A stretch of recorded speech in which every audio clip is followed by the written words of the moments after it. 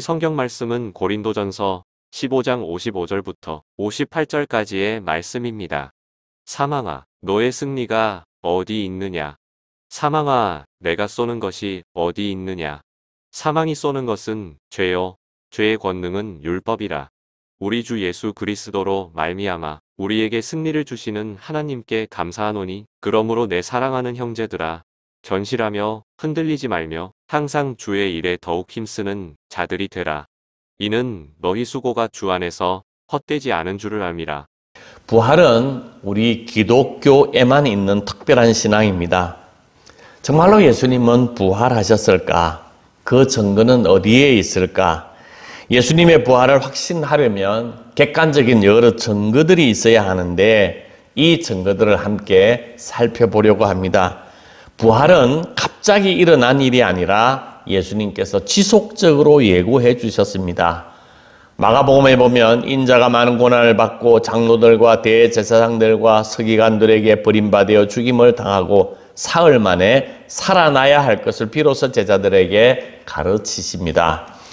마태복음 16장에 보면 베드로가 주는 그리스도시요 살아계신 하나님의 아들입니다 고백을 합니다. 그 고백 후에 예수님께서 베드로에게 장로들과 대제사장들과 서기관들에게 많은 고난을 받고 죽임을 당하고 제3일에 살아나야 할 것을 제자들에게 비로소 나타내시느니라. 그러면서 예수님께서 끊임없이 십자가의 고난 후에 3일 만에 부활할 것을 예고해 주셨습니다. 그래서 예수님은 말씀하신 대로 3일 만에 부활하셨습니다. 그리고 예수님의 부활의 증거는 빈 무덤이 이를 증거해 주고 있습니다.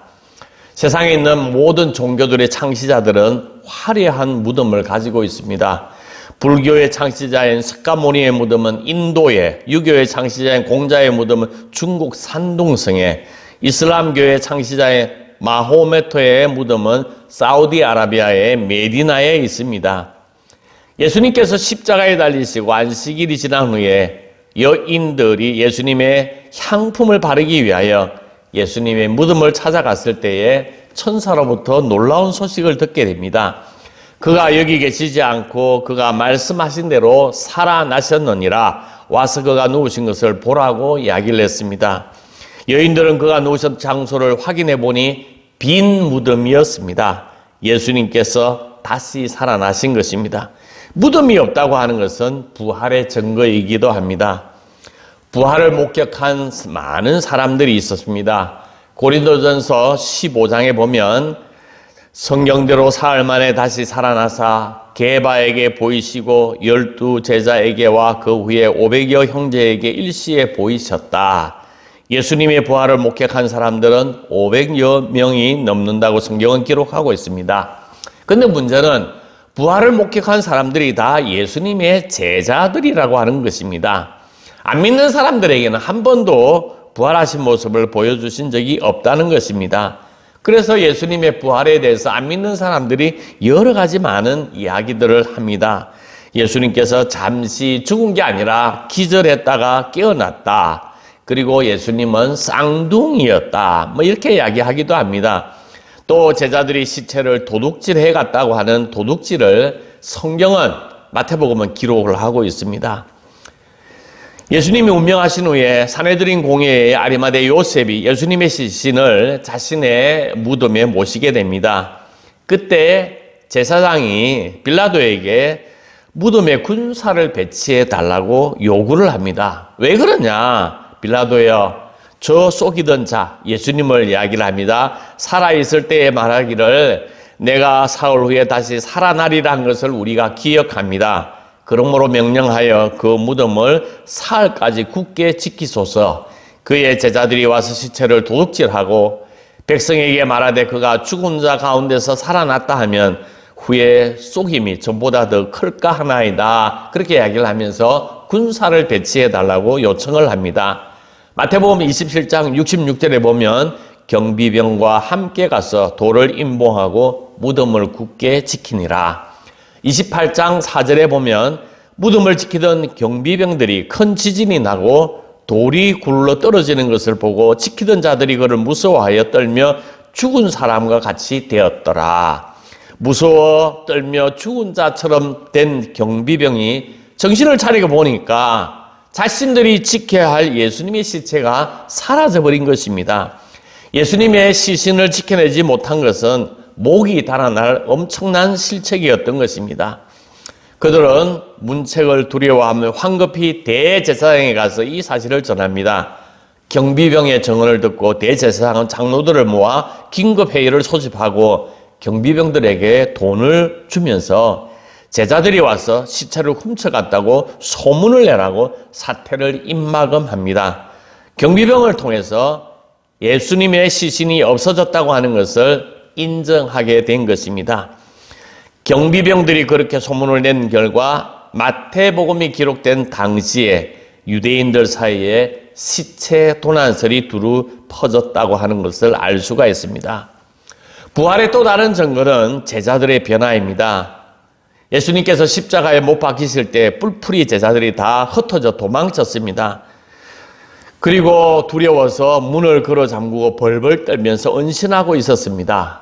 거기에 예수님이 오셨습니다. 그리고 부활의 예수님을 만나고 난 이후에 제자들은 예루살렘과 온 유대와 사마리아와 땅끝까지 이르러 예수 그리스도의 복음을 증거하고 예수 그리스도의 부활을 증거했습니다. 그리고 모든 제자들이 붙잡혀 순교했습니다. 제자들이 이렇게 돌변한 아주 중요한 이유 중에 하나가 뭐냐 하면 예수님의 부활을 보았기 때문에 그 예수 그리스도의 부활 때문에 이 제자들이 부활신앙으로 살아갔던 것입니다. 사도 바울도 그 중에 한 사람입니다. 예수님을 만나기 전에는 믿는 사람들을 박해했는데 그리고 다메섹 도상에서 부활하신 예수 그리스도를 만나고 난 다음에 이 사도 바울이 완전히 인생이 바뀌었습니다. 예수님을 박해하던 사울이 예수님을 전도하는 전도자로 바뀌게 된 것은 바로 부활하신 예수 그리스도를 만났기 때문이었습니다. 부활의 증거 가운데 오늘날 우리가 지키고 있는 가장 중요한 부활의 증거 중에 하나가 뭐냐면 오늘 우리가 예배드리는 이 주일, 썬데이, 예수님이 부활하신 날을 지금도 우리가 지키고 있다고 하는 것입니다. 유대인들은 십계명 제4번 안식일을 거룩하게 지키라 하는 이 안식일을 철두철미하게 지킵니다. 안식일을 준수했다고 하는 그 이야기는 그들이 얼마만큼 그 날을 귀하고 거룩한 날로 생각했는지 모릅니다. 심지어는 안식일에 전쟁이 나도 칼을 들지 않았습니다. 유대 전쟁사에 보면 이집트 왕은 안식일에 칼을 들지 않는다고 하는 이 사실을 알고 예루살렘에 안식일 날에 쳐들어왔습니다. 유대인들은 안식일에 칼을 들지 않았기 때문에 수천 명이 학살되고 예루살렘은 함락되었던 역사가 있습니다.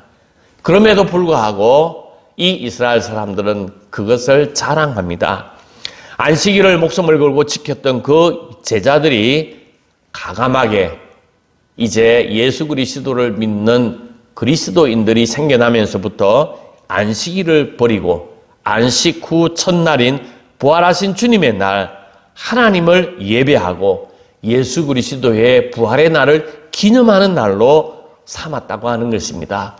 그래서 예배의 날이 안식일에서 예수 그리스도의 부활의 날로 바뀌었다고 하는 것입니다. 주님의 부활이 안식일을 포기하고 그 다음 날 주님의 날을 지키게 된 계기이기도 합니다. 부활의 주님은 하나님의 아들이심을 증거하는 하나의 중요한 요소입니다. 유대 지도자들이 예수님에게 너가 과연 하나님의 아들이냐? 그러면 증거를 한번 대봐라 하고 예수님을 추궁했습니다. 예수님께서 그때 뭐라고 말씀하셨는가 하면 요나의 표적밖에는 보여줄 것이 없다. 요나가 밤낮 사흘을 큰 물고기 뱃속에 있었던 것 같이 인자도 밤낮 사흘을 땅속에 있으리라. 예수님이 주장한 대로 하나님의 아들인 메시아라는 증거가 바로 무덤에서 3일 만에 부활한다고 하는 것입니다. 부활은 예수님이 하나님의 아들이고 우리의 죄를 십자가에 대속했다고 하는 것을 확정하고 확신해 주는 사건입니다. 2000년 전 예수님이 부활하셨다고 하는 것은 왜 우리에게 중요하고 지금 나와 무슨 상관이 있는가? 고린도전서 15장 20절에 보면 그리스도께서 죽은 자들 가운데 다시 살아나사 잠자는 자들의 첫 열매가 되셨도다 그랬습니다. 부활이 없다면 그리스도 안에서 잠자는 자들은 망할 수밖에 없습니다. 예수님께서 부활하셨기 때문에 그리스도 안에 있는 모든 죽은 자들은 다시 살아날 소망이 있다고 하는 것입니다. 이것을 사도 바울은 첫 열매로 표현했습니다. 첫 열매는 수확의 시작을 의미합니다. 사과나무가 자라서 한 3년쯤 지나면 사과가 달리게 되는데 그것이 첫 열매입니다. 한 해는 사과가 달리고 다음에는 배가 달리고 그 다음에는 감이 달리지 않고 나무가 죽을 때까지 사과만 열리는 것입니다. 예수님의 부활도 이와 같다고 하는 것입니다. 아담 안에서 모든 사람이 죽은 것 같이 그리스도 안에서 모든 사람이 삶을 얻으리라. 그러나 각각 자기 차례대로 되리니 먼저는 첫 열매인 그리스도요, 다음은 그가 강림하실 때에 그리스도에게 속한 자라고 이야기를 했습니다. 아담은 죄를 범함으로 이 세상에 죽음을 가지고 왔지만 예수님은 이 세상에 생명을 가지고 오셨습니다. 예수님은 첫 열매이시고 그 다음에는 그리스도에게 속한 모든 사람들이 예수님처럼 부활하게 할 것입니다. 오늘 우리가 부활의 신앙을 믿는 우리는 남은 인생을 어떻게 살아야 하는가?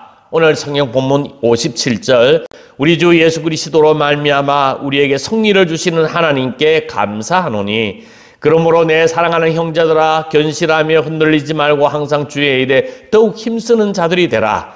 이는 너희 수고가 주 안에서 헛되지 않은 줄을 알미라. 첫째는 감사하는 생활을 하라고 우리에게 이야기를 합니다. 우리에게 사망을 극복하고 죽음을 이기신 영원한 승리를 주신 하나님 앞에 감사하며 살아야 합니다. 어떤 상황 속에서도 감사를 잃지 말고 어려운 삶 속에서도 늘 항상 하나님 앞에 감사하는 마음으로 부활의 영광에 참여할 수 있는 여러분들이 되기를 간절히 소망합니다. 부활의 신앙을 가지고 있는 사람은 흔들리지 않습니다. 부활이 어디 있냐? 죽으면 끝이지. 이 땅에서 잘 먹고 잘 살면 되는 것이지 하고 이야기를 하며 이 세상을 즐기자고 하는 이 말에 흔들리지 않습니다.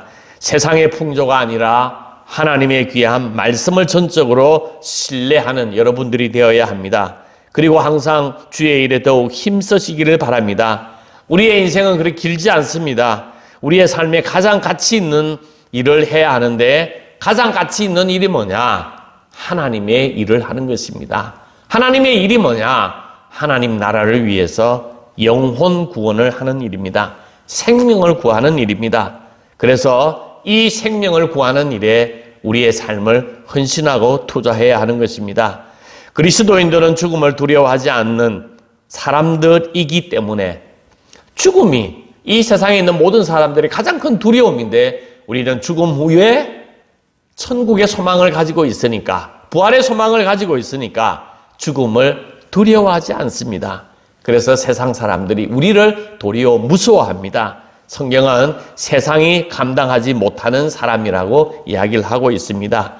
이 험한 세상에서 부활의 신앙으로 시온성을 바라다보며 흔들리지 않는 믿음으로 묵묵히 저 천성을 바라다보며 우리 모두 어깨동무하며 한 걸음 한 걸음 순례자로 행진하는 우리 모두가 되기를 주님의 이름으로 축복합니다.